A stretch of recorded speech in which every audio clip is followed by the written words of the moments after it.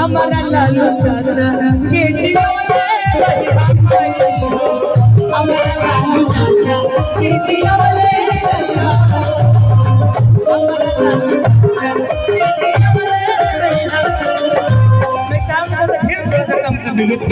दीवाना भीड़ कम नहीं होगी, गाना नहीं हो पाएगा। Please please